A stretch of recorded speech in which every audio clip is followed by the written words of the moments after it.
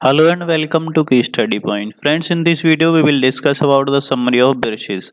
बिरशिज एक काफ़ी important poem है रॉबर्ट फ्रॉस्ट की, बहुत ज़्यादा इंपॉर्टेंट पोएम है. We can say that it is one of the most important poem of Robert Frost. और इसमें कई सारे ऐसे कोटेशन है जिनसे एग्जाम में कई बार क्वेश्चन पूछा जाता है. जैसे रॉबर्ट फ्रॉस्ट ने जो एक लाइन जिनकी पॉपुलर है कि earth is the right place to love, वो इसी पोएम से ली गई है. तो इसकी पूरी समरी को हम समझते हैं. उससे पहले कुछ एक इम्पोर्टेंट फैक्ट इसके बारे में बता दूं जो एग्जाम में पूछ लिए जाते हैं. जैसे बिरशीज रॉबर्ट फ्रॉस्ट की पोएम है और ये 59 लाइंस में है. टोटल 59 लाइंस हैं. कई बार लाइंस पूछ ली जाती हैं इसकी. और ये ब्लैंक वर्स में है.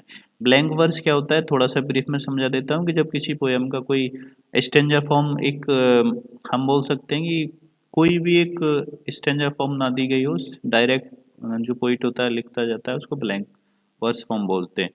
तो ये ब्लैंक वर्स में लिखी गई है. तो इसकी अब समरी को समझ लेते हैं. When I see birches bend to left and right, across the lines of straighter darker trees.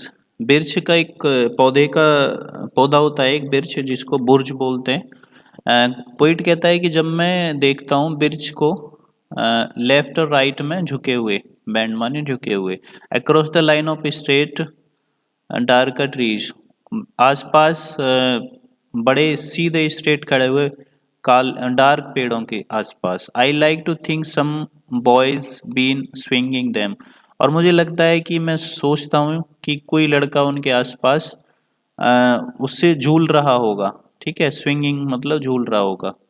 But swinging doesn't bend them down to stay, लेकिन फिर पोइट बोलता है कि उन शाखाओं से, ब्रिचिस पेड़ की शाखाओं से लटक के झूलने से वो नीचे नहीं झुक जाएंगे. एज आइस स्टॉर्म्स डू, जैसे कि आइस स्टॉर्म वहाँ करता है. देखो, क्योंकि रॉबर्ट फ्रॉस्ट अमेरिकन पोइट है, तो अमेरिका में बर्फीले तूफान काफ़ी आते हैं. जब बर्फीले तूफान आते हैं तो वहाँ जो पेड़ पौधे होते हैं टूट जाते हैं. उनकी जो शाखाएं होती हैं, टहनियाँ होती हैं, वो काफ़ी नीचे झुक जाती हैं. ठीक है, तो यहाँ आइस स्टॉर्म इसलिए बार बार मेंशन होगा इसमें क्योंकि अमेरिका का जो क्लाइमेट है उसके अकॉर्डिंग आइस स्टॉर्म नॉर्मल चीज़ है वहाँ सर्दियों में. ठीक है, तो यहाँ पोइट बोलता है but swinging doesn't bend them down to stay as ice storm do, लेकिन उनसे उन जो शाखाएं होती हैं बिरचीज की, उनसे जो टहनियाँ झुक जाती हैं वो इतना नहीं झुक पाती हैं जितना कि जो बर्फीला तूफान आता है वो झुका देता है. Often you must have seen them loaded with ice A Sunny winter morning after a rain. आपने अक्सर देखा होगा कि जो सर्दियाँ होती हैं, ठीक है, विंटर मॉर्निंग्स होती हैं, सर्दियों की सुबह होती है, चमकीली सुबह बारिश के बाद, वहाँ उनको आपने आइस यानी बर्फ से लदे हुए देखा होगा. वहाँ जो सर्दियों में बारिश पड़ती है और रात में जो ठंड पड़ती है, बर्फीले तूफान होते हैं, तो उसमें जब अगले दिन धूप निकलती है तो पेड़ों पर बहुत सारा बर्फ आइस जमा हुआ मिल जाता है. तो उस सीन को यहाँ रॉबर्ट फ्रॉस्ट बोलते हैं कि आपने जैसा तब होता है ऐसा अभी फिलहाल नहीं दिख रहा है ये. ठीक है, they click upon them self as the breeze rises and the turn many coloured. और फिर आगे बोलते हैं कि वो अपने आप को क्लिक करते हैं जैसे ही ब्रीज मतलब हवा होती है, मंदी मंदी हवा बढ़ती है और वो ऐसे लगने लगते हैं कि कई कलर के हो गए हैं. As the stitch cracks and craze their animals. इसके बाद फ्रॉस्ट बोलते हैं कि जैसे हवा चलने लगती है धीरे धीरे, तो वहाँ से जो पेड़ों पे जो जमी बर्फ होती है वो धीरे धीरे पिघलने लगती है. Shattering and avalanching on the snow crust such heaps of broken glass to sweep away. और वो धीरे धीरे टूट के, उनकी जो आइस की परत जमी रहती है वो धीरे धीरे पिघल के नीचे पहुंच जाती है, जमीन पे पहुंच जाती है. ठीक है, you would think the inner dome of the heaven had fallen. ऐसे लगता है कि जैसे हेवन का यानी स्वर्ग का कोई डोम, इनर डोम टूट के नीचे गिर गया हो. ठीक है, they are dragged to the withered bracken by the load. और यहाँ विदर्ड ब्रैकन, ब्रैकन एक पेड़ है, मुरझाया हुआ पेड़, वो उसकी तरह दिखने लगते हैं जो पेड़ हैं. फिर वो जब वहाँ से आइस नीचे गिर जाती है और उनकी जो टहनियाँ होती हैं झुकी होती हैं, तो ब्रैकन मुरझाए ब्रैकन की तरह दिखने लगते हैं. And they seem not to break though once they are bowed so low for long they never right themselves. इसके बाद वो काफ़ी लंबे समय तक जो झुके रहने के कारण अपनी पुरानी अवस्था में नहीं हो पाते, यानी फिर से वो स्ट्रेट नहीं हो पाते हैं. रॉबर्ट फ्रॉस्ट कहते हैं कि इसके बाद जो उनकी टहनियाँ झुक जाती हैं, फिर उसके बाद वो दोबारा से स्ट्रेट नहीं हो पाते हैं, अपनी पुनरावस्था में नहीं जा पाते हैं। You may see their trunk arcing in the woods years afterward, trailing their leaves on the ground.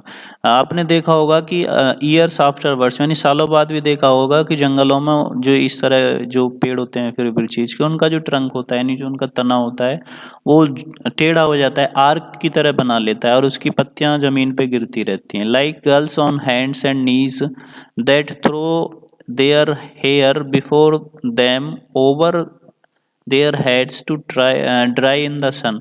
और वो यह मेटाफर का यूज किया गया है कि वो ऐसे लगते हैं जैसे लड़कियां अपने बाल खोल के धूप में अपने नीज पे यानी घुटनों पे और हैंड्स पे खड़ी हो जाती हैं और अपने बालों को सुखाती हैं धूप से। ठीक है, तो उस सिचुएशन को यहाँ उस सीन को क्रिएट किया गया, उससे तुलना की गई है बिरचीज के पेड़ की। इसके बाद देखते हैं, but I was going to save when truth broke in with all her matters of fact about the ice storm.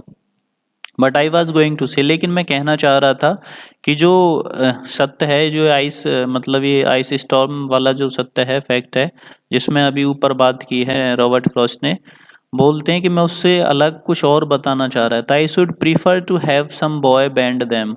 मुझे पसंद आता है, नहीं मैं पसंद करता हूँ कि उस आइस स्टॉर्म के मुकाबले कोई अगर लड़का उन टहनियों को झुकाए तो, यानी फ्रॉस्ट कहते हैं कि जो सर्दियों में तूफान आता है बर्फीला, वो जो उन टहनियों को झुका देता है, उसके मुकाबले अगर कोई लड़का उनसे झूल के लटक के बिरचीज की टहनियों को झुकाए तो मुझे ज़्यादा पसंद है। As he went out and in to fetch the cows, क्योंकि वह बाहर जाता है, क्योंकि वह अपने फैमिली जो गाय होती हैं, काउज होती हैं, उनको चराने के लिए जंगल में जाता है, तब वो इनसे पकड़ के झूलता है।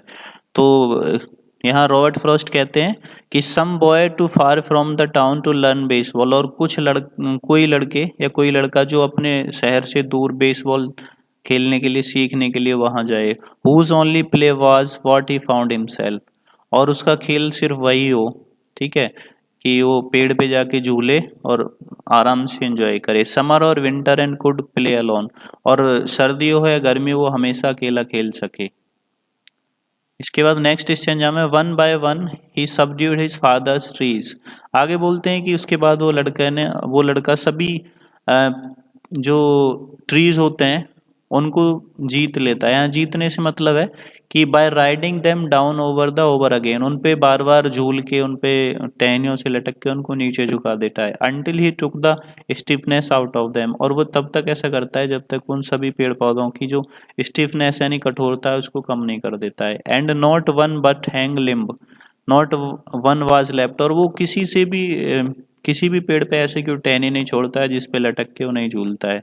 फॉर हिम टू कंकर he learned all there was to learn about not launching out too soon and so not carrying the tree away, और वहाँ वो पूरा एंजॉय करता है और ये सीखता है कि वहाँ उसके अलावा लॉन्च करने के लिए कुछ नहीं है, और ऐसा कुछ नहीं जिसे वो कैरी कर सके, कोई ऐसा पेड़ नहीं है। ठीक है, clear to the ground he always kept his poise to the top branches climbing carefully, और वह हमेशा जो पेड़ है ब्रिज का, उसकी ब्रांच की जो टॉप ब्रांच होती है, उसकी मतलब जो शाखाएं होती है उसमें से सबसे ऊपर शाखा होती है, उस पर ध्यान पूर्वक चढ़ने की कोशिश करता है। With the same pain you use to fill a cup up to the brim, और वो वही दर्द, वही पेन या वही सतर्कता महसूस करता है जब आप किसी एक कप को उसके किनारे तक, ब्रिम से मतलब किनारा है, किनारे तक भरने की कोशिश करते हैं।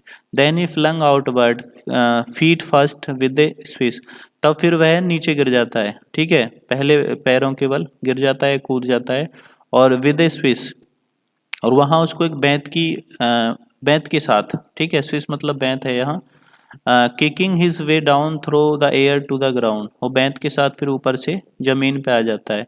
सो was I once myself finger off branch, ऐसा ही मैं एक बार बिरचीज के पेड़ों पे आनंद ले रहा था। ठीक है, and so I dream of going back to be, और मैंने फिर से वहीं जाने का कोशिश किया। मतलब यहाँ जो रॉबर्ट फ्रॉस्ट है वो अपने बचपन को याद करते हैं कि ऐसे चाइल्डहुड मैं भी कभी ऐसा करता था, और आज मुझे ये देख के अच्छा लगता है कि अगर वहाँ बिरचीज के पेड़ पे जाके कोई बच्चा ये आनंद ले और जो बर्फ का तूफान उनको बिगाड़ देता है वो उन्हें पसंद नहीं आता है। बोलता है कि इससे बढ़िया बच्चे जाके वहाँ अगर आनंद लें तो वो ज़्यादा ठीक है। And so I dream of going back to be, it is when I am very of consideration, लेकिन मैं सिर्फ इस चीज़ को सोच के ही थक जाता हूँ। And life is too much like a pathless would, और जीवन भी लगभग इसी तरह है। मतलब पाथलेस वुड का मतलब जंगल में ऐसा रास्ता जिसका जो बंद हो जाता है, मतलब रास्ता विहीन जंगल। ठीक है। Where you face burns and tickles with the cobwebs, यहाँ बर्न्स और टिकल्स से मतलब क्या है? बर्न्स मतलब समस्याएं, टिकल से मतलब खुशी। जहाँ आप, और जीवन भी वही है जहाँ परेशानियां और दुख का सामना करते हैं। Broken across it and one eye is weeping from a twig's having lashed across it open. और यहाँ पोइट बोलता है कॉबवेब्स मतलब जो मकड़ी का जाल होता है, उससे बोलता है कि आप जीवन में समस्या फेस करते हैं। और यहाँ बोलता है कि जब आप जंगल से जाते हैं तो आपको इस तरह के कॉबवेब्स मिल जाते हैं जो आपके फेस के आसपास जाते हैं और आप उनको तोड़ देते हैं और उससे पार करके निकल जाते हैं। यहाँ समझाने की कोशिश की है कि जीवन में आपको पेथलेस रास्ते मिलेंगे, आप उनसे समस्याओं को ख़त्म करते हुए, जीतते हुए आगे जा सकते हैं। I would like to get away from earth while, मैं पृथ्वी से कुछ समय के लिए दूर जाना चाहूँगा। And then come back it to it and begin over, और फिर से वापस आके अपना जो नॉर्मल प्रोसेस है वो शुरू करना चाहूँगा। May no fate wilfully misunderstand me and half grant what I wish and snatch me away. और आई विल होप कि जो मेरी उम्मीदें हैं मैं उसको विलफुली समझूंगा, अपनी जो मतलब मेरी खुद की जो समझ है उसके according. And not to return earth the right place for love, और फिर मैं यहाँ से वापस नहीं जाऊँगा। और यहाँ अर्थ is the right place of love, और यहाँ फिर रॉबर्ट फ्रॉस्ट कहते हैं कि पृथ्वी ही सही जगह है लव, प्यार करने के लिए। ये लाइन कई बार एग्जाम में पूछी गई है, पूछी जाती रहती है, तो आप इसको नोट डाउन कर सकते हैं। Earth is the right place for love. I don't know where it is likely to go better, मुझे नहीं पता कि इससे अच्छी जगह कहीं और है या नहीं। I would like to go by climbing a birch tree, और मैं उस ब्रिज ट्री पे फिर से चढ़ना पसंद करूँगा। And climb black branches up to snow white trunk toward heaven, और मैं उस पेड़ की जो टॉप शाखा होती है जो हेवन की तरफ जाती है, उसको ऐसा लगता है कि जो सबसे ऊंची शाखा है वो आसमान की तरफ, स्वर्ग की तरफ जाती है, तो मैं वहां तक चढ़ना पसंद करूंगा। Till the tree could bear no more, और तब तक जब तक वो पेड़ मुझे और ज़्यादा बियर ना कर सके। बट डिप्ड, या और ज़्यादा बियर ना कर सकने से मतलब है कि नीचे ना गिरा दे। But dipped its top and set me down, ठीक है। That would be good both going and coming back, one could do worse than be a swinger of बिर्चेज।